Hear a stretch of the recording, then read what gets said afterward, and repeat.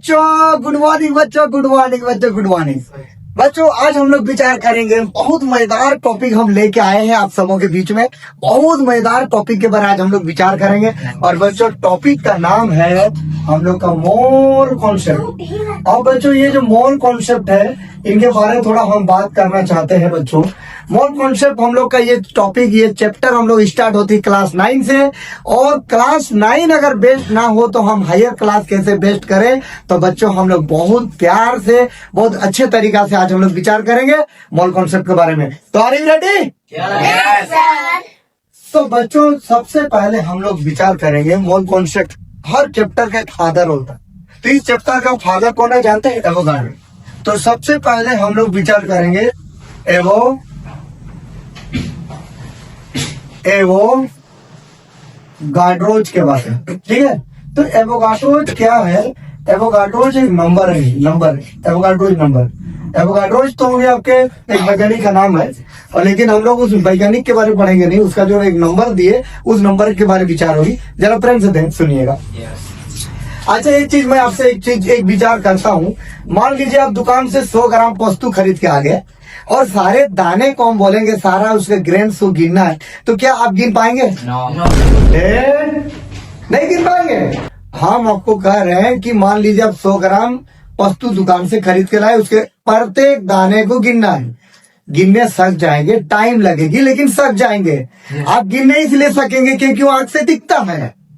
लेकिन इमेजिन करो जो एटम इनविजिबल है उनको भी एवोगाड्रोज ने काउंट कर दिए, इनविजिबल चीज को भी एवोगाड्रोज काउंट किए और बताए कि 1 ग्राम अगर आप हाइड्रोजन ले रहे हो तो 1 ग्राम हाइड्रोजन में कितना हाइड्रोजन एटम मौजूद होगा?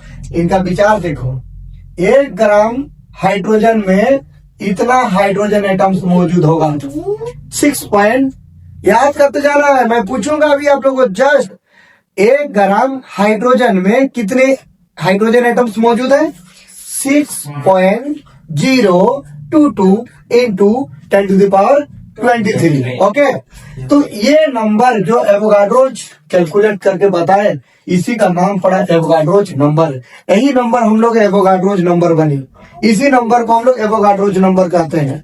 और 1 ग्राम हाइड्रोजन में जो हम लोग का H एटम्स मौजूद हैं, 1 ग्राम हाइड्रोजन में जो हाइड्रोजन एटम्स मौजूद हैं, उसी को हम लोग फिर क्या नाम देते हैं बाबू? इसी को 1 मोल भी कहा जाता है, ठीक है? तो इसी को हम लोग और क्या कह सकते हैं? 1 मोल।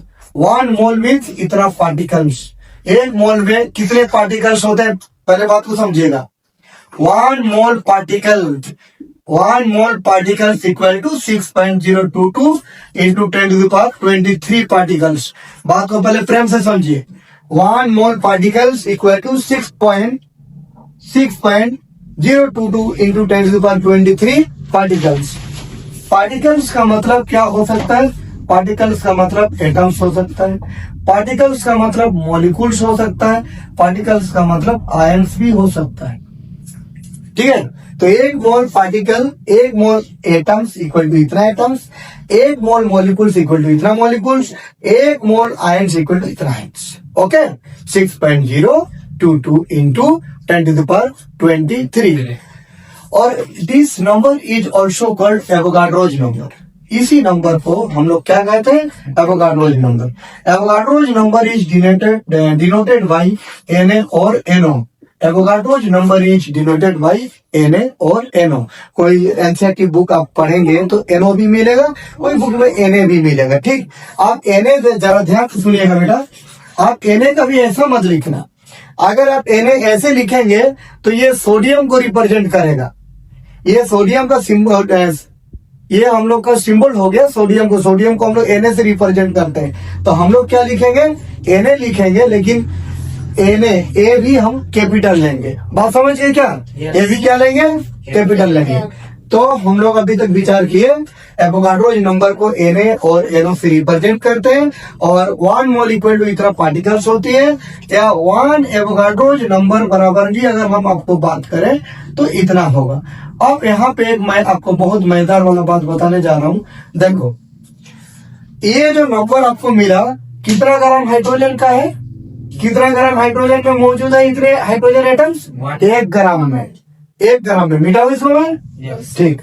जरा ध्यान दीजिएगा, 1 ग्राम हाइड्रोजन में हम लोगों का जो नंबर मौजूद है वो एवोगाड्रोज नंबर बनेगा। तो देखो मास ऑफ, जरा सुनिएगा, mass of 6.022 into 10⁻23 as atoms, इतना एज एटम्स का मास होगा बाबू 1 ग्राम। इतना एज एटम्स का जो मास होगा उसको क्या बोलेगा हम? 1 gram. Mass of 6.022 into 10⁻23 as atoms equal to 1 gram. तो अगर हम फाइंड करें मास ऑफ 1 एज एटम, तो mass of 1 H atom equal to 1.6022 into 10⁻23 gram. Am I right? Yes. अगर हम इस पॉइंट को कैंसल आउट कर दें तो देख डेसिमल के बाद इधर 3 डिजिट्स है, तो ऊपर हम 3 जीरो लगा देंगे, तो मेरा वैल्यू कितना आ रहा है? 1000 ओपन। जरा ध्यान देना बेटा, 6022, 10 का पावर 23 को ले गए ऊपर, तो ऊपर ले जाएंगे तो माइनस होगा। Yes. आप 1000 को अगर आप डिवाइड कर रहे हो 6000 से, जरा ध्यान दीजिएगा, 1000 को अगर आप डिवाइड करेंगे 6000 से, तो डिवाइड करने से आपको वैल्यू मिलेगा 0.166 इंटू 10⁻23 ग्राम। अप्रोक्स वैल्यू है ये, जो हम लोग का डिवाइड वैल्यू है ये अप्रोक्स है। अब सुनिए, चलिए आप लोग जरा ध्यान से दो। 7-8 क्लास के गणित में हम लोग पढ़ते हैं कि 0.257 को स्टैंडर्ड फॉर्म में लिखो। तो स्टैंडर्ड फॉर्म में जब भी कोई नंबर को रिप्रेजेंट करते हैं तो स्टैंडर्ड फॉर्म में क्या होता है बाबू? डेसिमल के पहले नॉन जीरो डिजिट होना चाहिए, डेसिमल के पहले 0 नहीं होना चाहिए। तो ये डेसिमल को हम क्या करेंगे? यहाँ पहुंचा देंगे, ये डेसिमल को हम यहाँ पहुंचा देंगे, तो 2.56 होगा, दिखाई देगा। और डेसिमल जब राइट में जाता है, एक चीज सुनिएगा, जब भी आप डेसिमल को राइट में ले जाएंगे, डेसिमल जब भी कहा जाती है, डेसिमल जब भी राइट में जाती है, डेसिमल जब भी राइट में जाती है तो 10 का पावर घटेगा। डेसिमल अगर राइट में जाएगा तो 10 का पावर क्या होगा? घटेगा। तो यहाँ तो सर 10 का पावर लिखा हुआ नहीं है, तो हमने अपने से लिख दिया कि 10 का पावर लिखा हुआ नहीं है, तो 10 का पावर 0 है, ठीक ना। अब डेसिमल का आप राइट तरफ ले गए, कितना डिजिट आप उधर ले जा रहे हो जरा ध्यान दो। यहाँ पे डेसिमल था, आप यहाँ ले गए, 1 डिजिट आप उधर ले गए, 1 डिजिट आप पार किए, 1 डिजिट पार करेंगे तो 1 पावर घटेगा। तो बताओ कितना आ रहा है बाबू? 10 का पावर -1 आ रहा है। तो उसी प्रकार से इसको हम अगर यहाँ लेके जाएंगे तो 1.66 इंटू 10⁻23, ये डेसिमल का 1 डिजिट उधर ले गए, ध्यान देना, 1 डिजिट उधर ले गए तो पावर 1 घटाओ, तो 1.66 इंटू 10 का पावर -24, 10 का पावर -24 ग्राम आया ना। 10 का पावर कितना आया? -24 ग्राम। तो एक हाइड्रोजन एटम का जो मास आया उसका वैल्यू देखो 1.66 इंटू 10⁻24 ग्राम है। अगर हम इसको केजी में कन्वर्ट करना चाहते, इन केजी, अगर आप इस वैल्यू को जो अभी फाइंड किए इसको केजी में लिखेंगे तो पहले एक चीज बताओ, 1 ग्राम बराबर कितना केजी होती है? 1 ग्राम बराबर 1/1000, 1 ग्राम बराबर 1/1000 केजी होती है। 1000 में कितने जीरो है? 3 जीरो। तो 3 जीरो को अगर हम ऊपर करेंगे तो 10 का पावर -3 होगा ना। अब इसको अगर केजी में लाना है तो हम क्या करेंगे? 10 का पावर -24 इंटू 10 का पावर -3 केजी, तो 1.66 इंटू 10⁻24 और 3 जोड़ो -27 केजी। क्लियर? तो एक हाइड्रोजन एटम का मास तो हम लोग कैलकुलेट किए। अब एक हाइड्रोजन एटम का जो मास हम लोग का कैलकुलेट हुआ, इसी मास को क्या कहते जाते हो बच्चे? जरा फिर ध्यान से प्यार से देखो, ये जो हम लोग का 1 हाइड्रोजन एटम का जो मास निकला ग्राम में भी केजी में भी, इसी को 1 एटॉमिक मास यूनिट कहा जाता है, ठीक है। तो 1 atomic mass unit, 1 atomic mass unit का वैल्यू 1.66 इंटू 10⁻24 ग्राम, या 1 एटॉमिक मास यूनिट का वैल्यू 1.66 10⁻27 केजी। अगर हम ग्राम में लिखेंगे तो -24 और केजी में लिखेंगे तो -27, ठीक है। उसके बाद देखें 1 एटॉमिक मास यूनिट को शॉर्ट में हम यू भी कह सकते हैं। 1 एटॉमिक मास यूनिट को हम लोग शॉर्ट में क्या लिख सकते हैं, 1 यू है, 1 you unified mass unit, 1 you. Here you का मतलब क्या होता है, यूनिफाइड ठीक है, unified mass unit of 1 you बराबर क्या आएगा देख, 1 यू बराबर 1.66 इंटू 10⁻⁻24 ग्राम, या केजी में लिखेंगे तो ये 27। ठीक है, एटॉमिक मास यूनिट का अभी हम लोग डिफाइन तो नहीं किए, डिफाइन हम लोग अभी तक विचार नहीं किए, लेकिन हमें पता चल गया कि इसका वैल्यू क्या होता है। 1 एटॉमिक मास यूनिट का हम लोग डिफाइन नहीं लिखे हैं, लेकिन हमें पता चला कि उसका वैल्यू कितना होता है। ग्राम में भी वैल्यू देखे, केजी में भी देखे। कैसे निकाले, मास ऑफ इतना एज एटम्स, ये नंबर कौन कैलकुलेट किया, एवोगाड्रो। उन्होंने कैलकुलेट करके क्या देखा कि 1 ग्राम हाइड्रोजन में इतने एज एटम्स होते हैं, तो इतना एज एटम्स का मास 1 ग्राम होगा, इतना एज एटम का मास क्या होगा, 1 ग्राम होगा। तो एक एज एटम का मास क्या होगा, अब जैसे हम लोग कैलकुलेट किए, आराम से कैलकुलेट करके। डाउट है क्या, डाउट है? तो 1 ग्राम हाइड्रोजन में कितने एटम्स, 1 ग्राम हाइड्रोजन में कितने हाइड्रोजन एटम्स मौजूद हैं, 6.022 इंटू 10⁻23। ओके, एक हाइड्रोजन एटम का मास कितना हुआ बेटा, 1.66 इंटू 10⁻24 ग्राम, और अगर केजी में बोलेंगे तो 1.66 इंटू 10⁻27 केजी। क्लियर हो गया, ये छोटे छोटे पॉइंट से क्लियर हो गया। अब देख, अगर हम एक बहुत अच्छा पॉइंट मैं समझा दे रहा हूं, बहुत अच्छा पॉइंट, सुने को पहले बहुत अच्छा पॉइंट में हम लोग क्या बात करेंगे। देखो, आप लोग को मास नंबर पता है, सुनो, हाइड्रोजन का मास नंबर 1 होता है। देखो बच्चों, अगर हम लोग मास नंबर 2 दिन पहले मास नंबर विचार किए थे, अगर आपको मास नंबर हर एलिमेंट का पता है तो इससे क्या फायदा आपको सीखना है, ध्यान देना। हाइड्रोजन का मास नंबर हम लोग 1 जानते हैं, एक तो पहले लिख लेता हूँ। हीलियम का मास नंबर आप जानते हो 4, लिथियम का मास नंबर जानते हो 7, पता है। सोडियम का मास नंबर 23, ओके। मैग्नीशियम का मास नंबर 24, एल्यूमिनियम का मास नंबर 27 है ना, सल्फर का 32, कुछ लिख रहा हूँ, कैल्शियम का 40, ठीक है। आयरन का 56, आयरन का 56, 35.5। ठीक, अब मेरा बात सुनो, अब इसे मजे वाली बात मैं समझा रहा हूँ आपको। समझाने के लिए मुझे एक एग्जांपल का जरूरत था, मैंने बहुत सारा लिखा। अगर आप मास नंबर याद है तो हम देखो, ये जो मैग्नीशियम का मास नंबर 24 है, मैग्नीशियम का जो मास नंबर 24 है, ये 24 कितना मैग्नीशियम एटम का मास होगा, 24, ठीक है। मास ऑफ 6.022 इंटू 10⁻23 mg एटम्स। अगर मेरे पास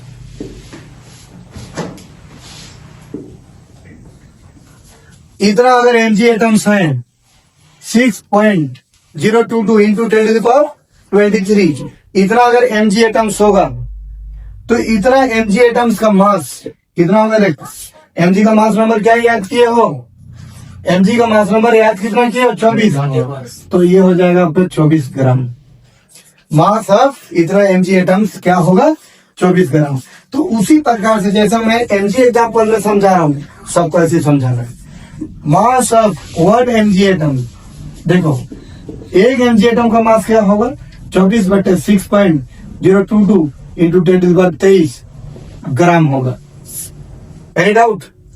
उसके पॉइंट को तोड़ देंगे तो आ जाएगा दिस, आ गया। वैल्यू कितना आ रहा है, वैल्यू आ रहा है मेरा 24, यहाँ पे आ रहा है मेरा देख 24 के बस, सॉरी 24 इंटू 1000 20 इंटू 10⁻23 हो गया। ध्यान देगा, 24, 1 जीरो बढ़ा दो, 1 जीरो बढ़ा दिए, ये हो गया। देख सुनना, यहाँ बनाने के अलग हम मेथड लिए, बनाने का हम अलग मेथड क्या लिए कि यहाँ पे 3 जीरो था, 1 जीरो हम बढ़ा दिए, 0 4 हो गई। ये बनाने का तरीका देखो, ऊपर 1 जीरो मैंने क्या किया, बढ़ा दिया, -23 में 1 घटा दिए। अगर -23 में अगर आप 1 घटाओगे, देखो 23 में 1 घटाने से 22 होता है, 23 में 1 घटाने से 22 होता है। लेकिन अगर -23 में 1 घटाओगे 24 होगा। तो -24 होगा, -24 होगा, -24 होगा।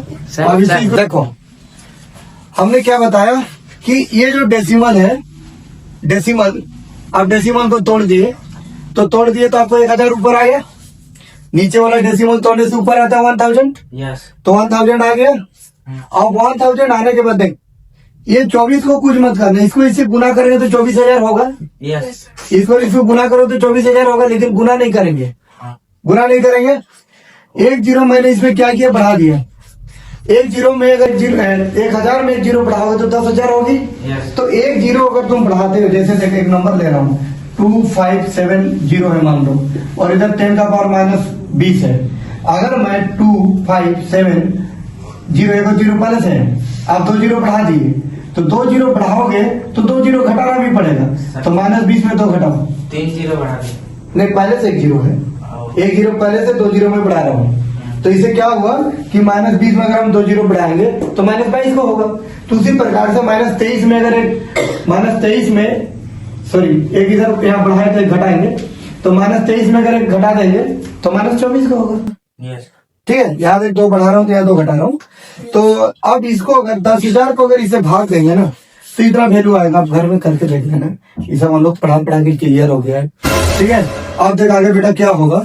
इसी नंबर को अभी मैं जस्ट बताया था कि ये जो नंबर है, ये जो आपका नंबर मिला अभी इतना ग्राम, ये जो नंबर है, इसी को तो वानी कहा जाता है, इसी को तो वानी एटॉमिक मास यूनिट कहते हो, इसी को तो वानी एटॉमिक मास यूनिट कहते हो। तो वैल्यू देख आपको कितना आ रहा है, 24 यू आया, 24 यू आया ना, 1.this into 10⁻⁻24 gram equal to 1 u. देख आप सुन, आप कितने फायदे में हो, आप कितने फायदे में हम लोग हैं। सुन, 1 मोल का मास, देखो इतना एटम का जो मास था, इतना एटम का मास भी 24 था, और ये एटम का भी मास 24 है। अंतर किसमें है, इसमें ग्राम है और इसमें यू है, इसमें ग्राम और इसमें यू है। तो अब अगर एक एटम का मास अगर तुम्हें पता है, एक एटम का मास अगर आप जानते हो, तो 100, 500, 1 लाख, 1 करोड़, कितनों भी एटम का मास पूछेंगे आप निकाल देंगे। सही की गलत, सही बात की गलत बात। अगर आपको एक एटम का मास पता है तो आपको कितनों भी एटम का मास पूछा जाए निकाल पाओगे कि नहीं, निकाल पाओगे कि नहीं, मुझे बात बताओ। निकाल पाएंगे। Good boy. देखो देखो बेटा, ध्यान देना रे। मास of 1 mg atom, mass of 1 mg atom आपका 24 ही हुआ, 24 ही हुआ। अगर हम मास ऑफ 200 mg एटम्स का निकालेंगे, 200, डियर स्टूडेंट प्लीज लिसन, अगर मैं 200 का निकालना चाहूँ, 200 का निकालना चाहता हूँ, देखो मैंने क्या कहा कि अगर मैं एक एटम का मास जानता हूं तो हमको अब जितना भी एटम का मास पूछेंगे हम निकाल लेंगे ना, सकेंगे ना। अब इसको क्या करेंगे, इसको गुना कर देंगे। 2 4 जा कितना होगा 8, 2 2 जा कितना होगा 4, हाँ, और 2 जीरो, इतना ही आएगा।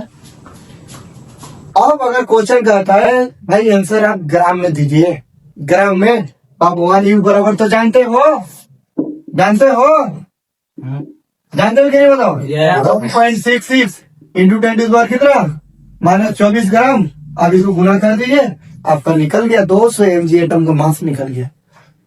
ठीक है, अगर हम आपको क्वेश्चन देकर रख देते हैं कुछ घर से आप लोग प्रैक्टिस करके आइए।